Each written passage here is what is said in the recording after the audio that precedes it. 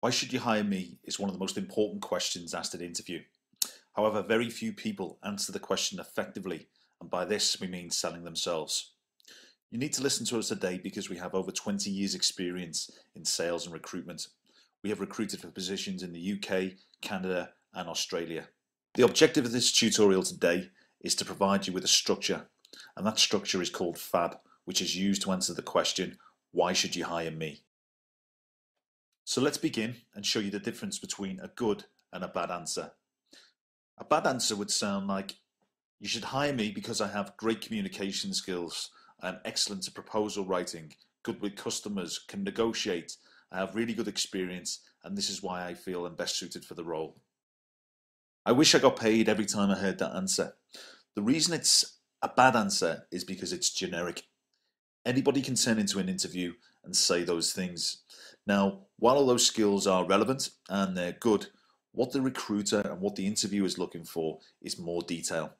They're looking for more weight and more depth behind the answer that you give. And this question is a real opportunity for you to sell yourself. You should always read the job description and person specification before you attend the interview.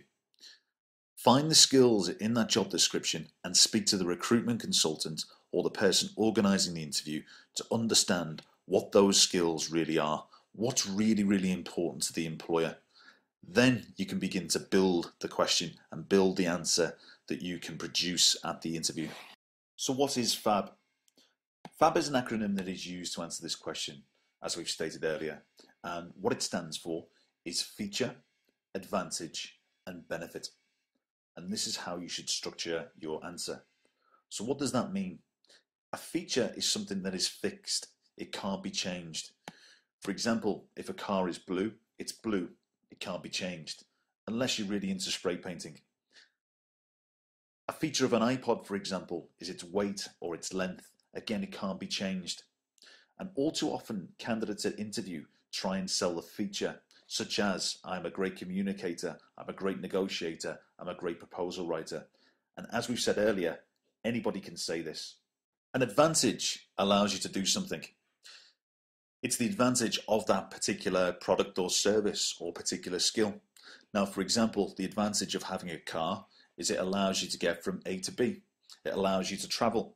The advantage of an iPod is it allows you to play music. The benefit is really, how does it impact the customer? How does it benefit the customer? Or in this case, is how is it going to benefit the interviewer? For example, the benefit of having a particular car might be the fuel economy. Our car is the most fuel economic on the market, which means you save £100 a month on your current petrol bill. So the benefit is the customer is saving money, and £100 to be exact. Examples of other benefits are reducing costs, increasing profit, increasing efficiency, improving safety. Benefits actually build value and solve problems, and this is what we're going to demonstrate next at the interview. So how does this work at interview? Now, a feature is something that's fixed. Now, a feature at interview is a skill, for example. It may be communication, it may be a language that you speak, it may be a qualification you have. All of those things can't be taken away from you. They're fixed.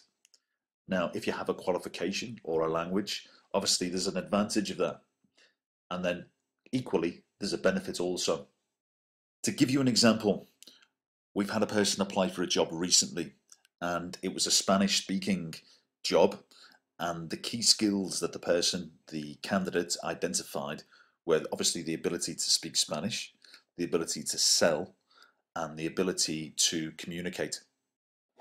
Therefore, the answer sounded a little like this.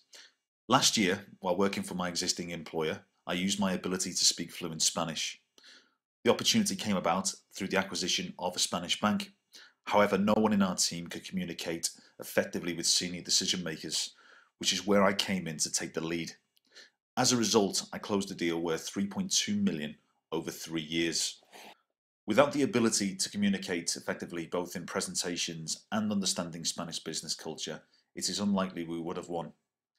I know that during the last 7 years, new business sales in your company have increased by 24% in Spanish-speaking countries, which is why I believe that with my proven track record in sales and the ability to speak Spanish is the reason you should hire me. If you could give me a couple of minutes, I'd just like to talk you through my sales figures for the past 3 years, where I achieved 114% of target each year in the markets you're about to enter. So in summary, you can see the difference between a poor answer and a good answer. A poor answer is generic. I've got great communication skills, I'm a great negotiator, I'm a great administrator. Anybody can say this. Use FAB and use it properly and give more depth to your answer.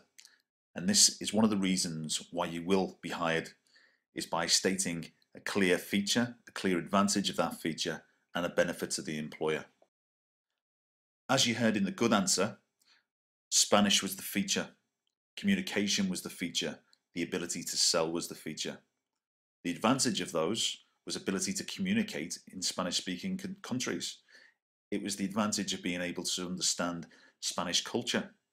The benefit to the employer was that they had somebody that had a proven track record, somebody that achieved 114% of the target, and that could close a deal worth 3.2 million. That's what an employer wants to hear. They want to hear the benefits, not the features. So good luck, practice the answer, and go and get the job that you deserve.